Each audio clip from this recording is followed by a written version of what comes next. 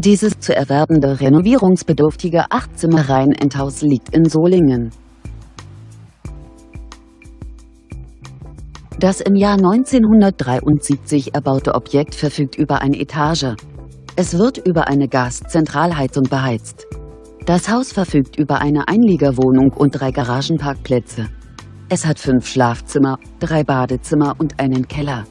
Die Ausstattung befindet sich in einem gepflegten Zustand.